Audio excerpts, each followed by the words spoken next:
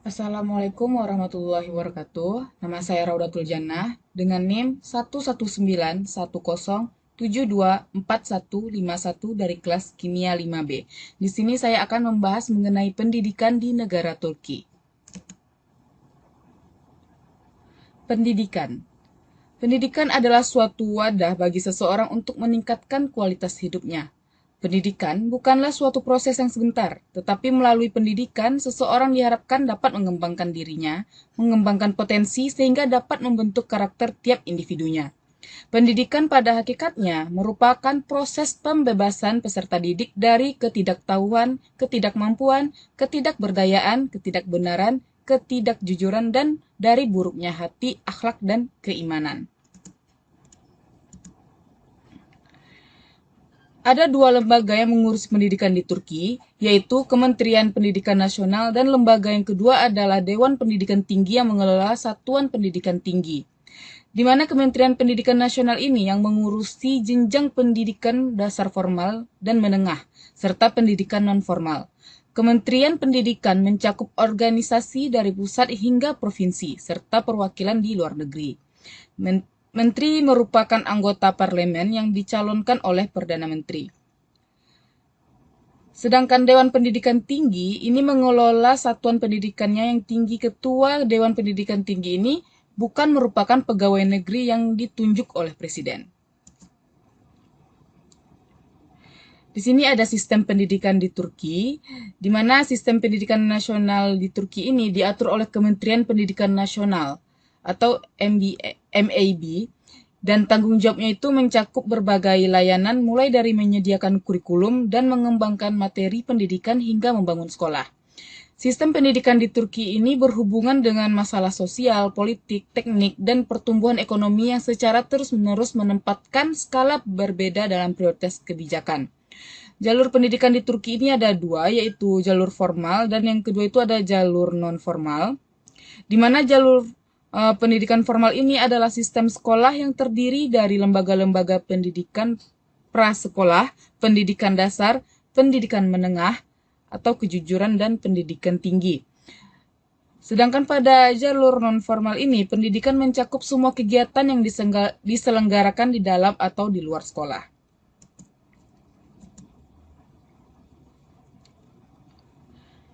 Yang pertama itu ada prasekolah, di mana pendidikan opsionalnya itu untuk anak-anak dari usia 3 sampai 6 tahun. Dan pendidikan ini bertujuan untuk memberikan kontribusi mental dan ekonomi pada perkembangan fisik anak atau siswa untuk membantu mereka masih di pendidikan dasar. Yang kedua itu ada pendidikan dasar, di mana pendidikan ini wajib untuk semua anak dari usia 6 sampai 7 hingga 14 sampai 15 tahun. Itu garis di sekolah umum. Pendidikan ini berlangsung selama 8 tahun, kelas 1 hingga kelas 8, dengan pelajaran bahasa asing mulai dari kelas 4 SD. Di mana pada pendidikan dasar ini, untuk khusus pelajaran bahasa Turkinya sudah diberikan sejak 4 tahun dalam pendidikan dasar pendidikan ini, memberikan pengetahuan dasar pada anak-anak dan memastikan fisik, perkembangan, dan moral sesuai dengan tujuan pendidikan nasional. Yang ketiga itu ada pendidikan sekolah menengah, di mana sekolah untuk siswa dari usia 14 sampai 15 tahun hingga 18 sampai 19 tahun ini berlangsung selama 4 tahun, dari kelas 9 hingga kelas 12. Di mana pada sekolah menengah ini pendidikan meliputi pada kejujuran dan pendidikan menengah ini mencakup pada menengah umum, kejujuran, dan teknik. Sekolah menengah terdiri dari ortaokul dan les ortaokul bagi anak-anak 12 sampai 14 tahun, sedangkan list sekolah lanjutan dari 3 tahun setelah ortaokul.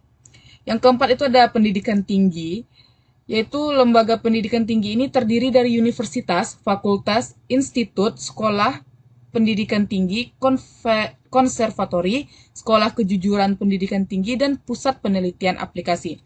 Di mana pada pendidikan tinggi ini di Turki,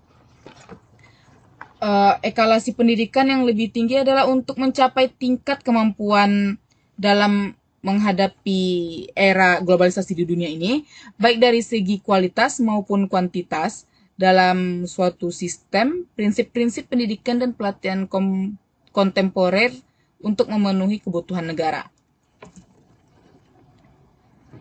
Di sini ada jenis sekolah menengah umum, di mana sekolah menengah umum ini mungkin negeri atau swasta dan mempersiapkan siswanya untuk lembaga pendidikan yang tinggi, bukan vokasi.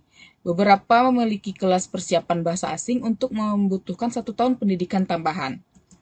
Yang pertama itu ada sekolah menengah biasa, yang kedua ada sekolah menengah Anatolia, di mana lebih banyak pelajaran diberikan dalam bahasa asing tertentu, seperti Inggris, Jerman, dan Prancis.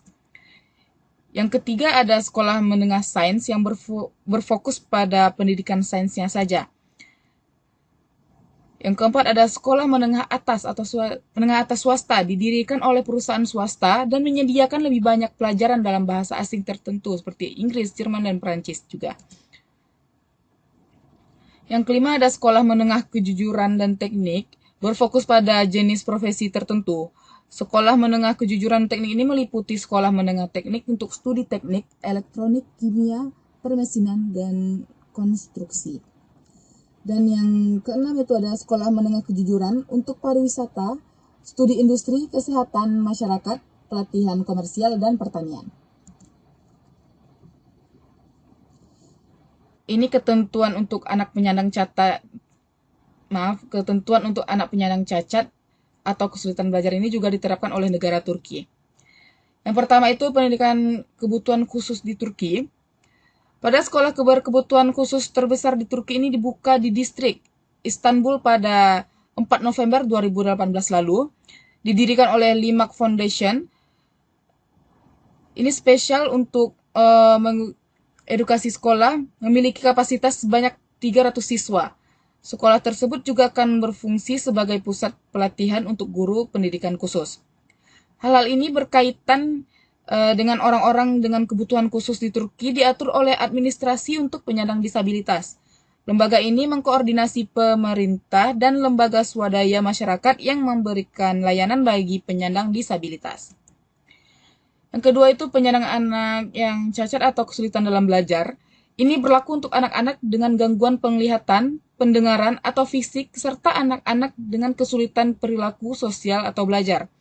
Jika kecacatan ini memungkinkan seseorang anak menghadiri sekolah di kelas reguler, namun tergantung pada tingkat kecacatannya, pendidikan dapat dilakukan di kelas khusus. Kementerian Pendidikan bertanggung jawab untuk menyediakan pendidikan bagi anak berkebutuhan khusus dari usia 3 hingga 14 tahun. Pengawasan pendidikan bagi anak-anak difabel dimulai sejak lahir. Tujuan pendidikan di Turki ini yaitu untuk mendidik produktif individu yang senang dengan pandangan luas pada urusan dunia yang akan bersatu dalam kesadaran nasional dan berpikir untuk membentuk sebuah negara yang tidak dapat dipisahkan. Dan akan memberikan kontribusi untuk kesejahteraan masyarakat melalui keterampilan mereka. Ini adalah pemikiran yang akan memainkan peranan dalam pembentukan Turki sebagai bangsa yang kreatif dan membedakan anggotanya dari dunia modern.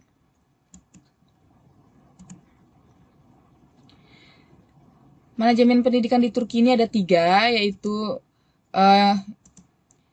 ada kurikulum, pendanaan, dan otorita.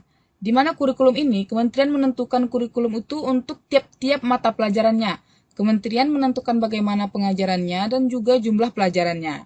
Kurikulum menentukan tujuan yang hendak dicapai. Tujuan tersebut sedikit diporsinya bagi tujuan kognitif, di mana tujuan tersebut disamakan untuk semua siswa. Yang kedua itu ada pendanaan, di mana pada tahun 2002 total pengeluaran untuk pendidikan di Turki itu sebesar 13,4 miliar US dollar, termasuk anggaran negara yang dialokasikan melalui Departemen Pendidikan Nasional dan swasta dan dana internasionalnya. Universitas publik biasanya tidak memungut biaya mahal dengan biaya 15.000 US dollar per tahunnya. Dan karena itu, mayoritas siswa mengikuti pendidikan di lembaga-lembaga publik. Sejak 1998, perguruan tinggi telah diberikan otonomi yang lebih besar dan didorong untuk meningkatkan dana melalui kemitraan dengan industri. Yang ketiga itu ada otorita, di mana otorita ini merupakan badan yang bertanggung jawab terhadap pendidikannya, yaitu Mili Egitim, bahkan Ligi atau Departemen Pendidikan Nasional, yang dikepalai seorang menteri. Untuk periode kali ininya itu dikepalai oleh Hussein Çelik.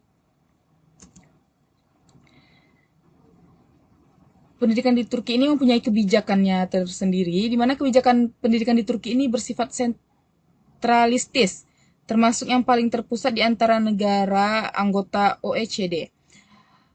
Tersusun dalam struktur yang hierarkis, Kementerian Pendidikan terbagi ke dalam fungsi yang menangani urusan tertentu, di mana tiap-tiap fungsi ini mempunyai jenjang peran dan tanggung jawab yang tegas dalam jalur komando. Misalnya, sejumlah divisi mengurusi jenis sekolah vokasional dan teknik pada satuan pendidikan menengah, yang lain bertanggung jawab pendidikan dasar, dan yang lainnya lagi mengurusi sekolah swasta. Sekian pembahasan saya mengenai pendidikan di negara Turki. Saya mohon maaf jika terdapat kesalahan dalam penyampaian materi. Terima kasih. Wassalamualaikum warahmatullahi wabarakatuh.